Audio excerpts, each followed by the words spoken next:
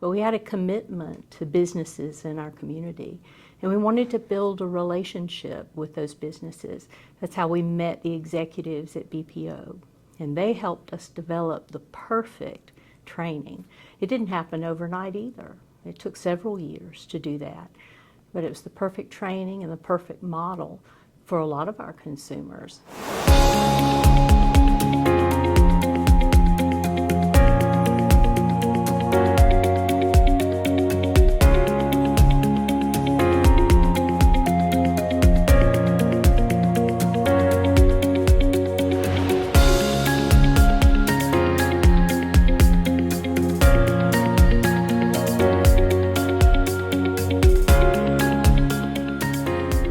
When you think about customers or companies that don't want to handle their customer service, or they want to outsource their customer service, they don't necessarily want to do that internally.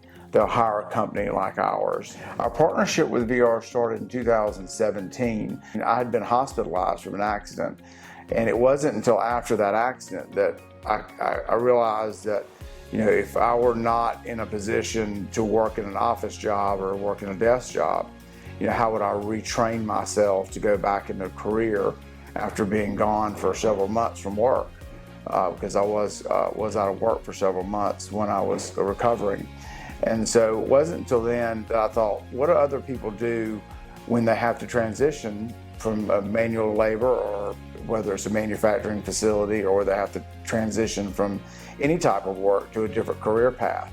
And I shared some experiences that I had with just my recovery, and how I felt like it would be a benefit that we could partner in developing employees, and use employees that would be potential candidates for working with us. And so that's kind of how the partnership began in 2017.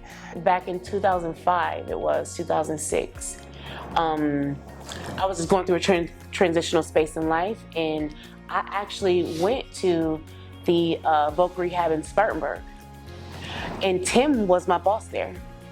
He doesn't remember though, but it's an inside joke, because that's how he was then. Tim is just the same now too. He's so fun, but he doesn't remember me. But that was so many years ago, and I went through that program. And I've always had a job and I've always had confidence, but I went through a space where I lost that confidence and I needed to get it back. And someone told me about the voc rehab center, and I think I went for whatever the semester was. I can't remember, maybe it was a year, maybe it was 6 months.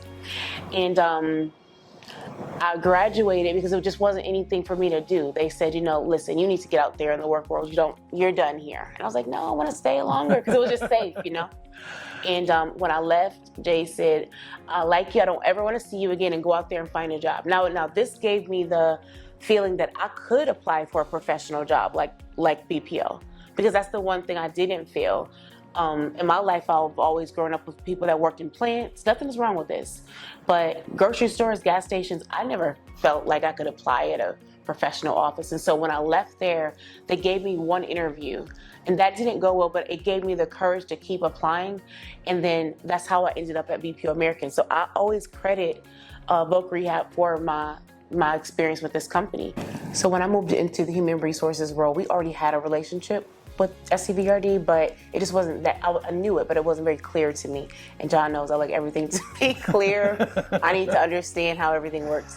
So, he just reminded me, these are our contacts, and then I just started, communicating with Jay, and we decided to go back to that as a hiring source. It kind of got left by the wayside for a while by our previous HR manager, but we wanted to revamp that and get back to assisting in our local community. We think that's very important. We met, we revamped the training plan. We went over the training plan that we currently have in place for just agents that we hire directly, compared that to the training plan that they use within the mini contact center, and just added so many, additional sections. I talked with Nakia and I talked with John, and we started, restructuring some things and creating a different curriculum and more hands-on and everything in the classroom that we teach, the customer service training class or whatever. A big part of it is showing them what it's really like, letting them shadow somebody that's in the mini call center, discussing, what it's like at BPO or any other customer service, remote position.